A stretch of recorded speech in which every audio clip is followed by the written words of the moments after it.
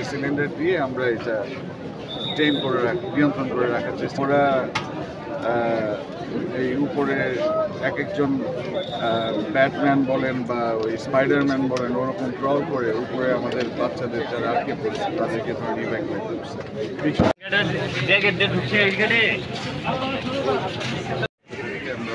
Ladder দুটো জিনিস আমার মাথায় আসছে। আমি যারা এখানে ছিল আমাদের স্টাফ স্টুডেন্ট, হ্যাঁ, তারপরে টিচার এবং সাপোর্টিং অফিস স্টাফ যারা ছিল সবাইকে বলা হয়েছে যে এইগুলো আপনারা নিয়ে আসেন এবং আমি আমার বিল্ডিং গিয়ে ফায়ার এক্সটিংগুইশারগুলো নিয়ে আসি এবং আস্তে আস্তে দেখছি যে ল্যাডারও চলে আসছে এবং ওই এক্সটিংগুইশার এবং দিয়ে বিমানে কিন্তু তখন মানে কী ছিল এটা আমরা কেউ জানি। স্বাভাবিক একটা যুদ্ধ বিমানে পড়ে থাকার কথা, তারপরে যে আনসেন অ্যামিনেশন থাকার সম্ভাবনা ছিল, কিন্তু আমাদের স্টাফরা বা যারা টিচার ছিলেন বা আমরা এখানে যারা ছিলাম তখনও কিন্তু ফায়ার সার্ভিস আসেনি। তখন কিন্তু আমরা সবাই কী ছিল ওটা আমরা চিন্তা করি, ওইভাবেই আমরা ওই ওই ওই বিল্ডিং ফায়ার মানে অগ্নি নির্বাপক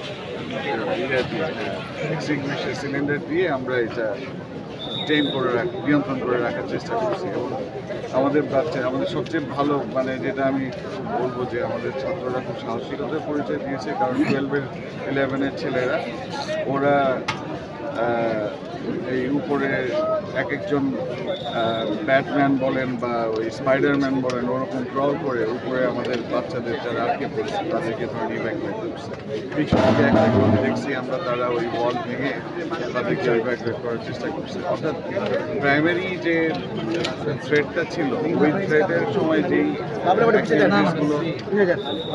ওই থ্রেড ওই বিপদের সময় যে সেফটি প্রিকশন করার কথা ছিল ওটা সম্পূর্ণটাই আমাদের ছাত্ররা এবং আমাদের স্টাফ কর্মচারী তাদের সীমিত ক্যাপাসিটিতে করেছে। তার 10 মিনিটের বা 15 মিনিটের মধ্যে ফায়ার সার্ভিস আসে। ওরা এসে ফার্স্ট আমাদের যেটা বললেন, আমাকে বললেন যে আপনি ফার্স্টে সব ইলেকট্রিসিটি বন্ধ করবেন। তো আমি আমাদের স্টাফ ছিল যে ভদ্রলোক ইলেকট্রিসিটি দেখাশোনা করে।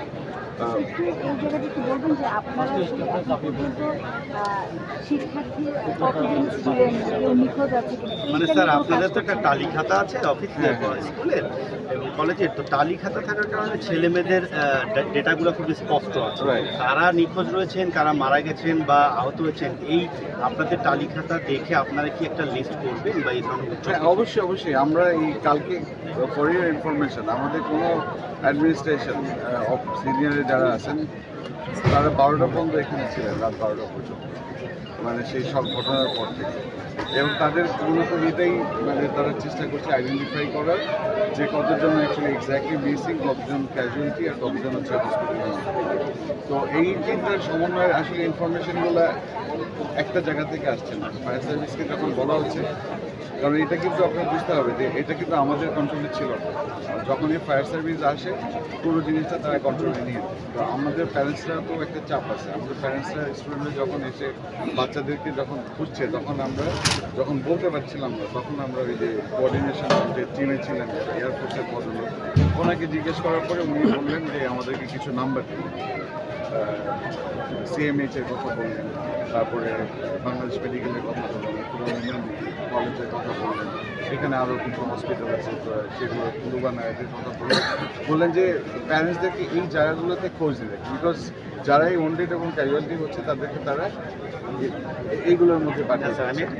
আপনারা কি কোনো তালিকা দিবেন কিনা বা আপনারা তাদের সাথে কোলাবোরেটলি কাজ করে কোনো তালিকা তৈরি করবেন? অবশ্যই অবশ্যই, কারণ এটা তো আমাদের ইনস্টিটিউশন, ওয়াই নট? এখন পর্যন্ত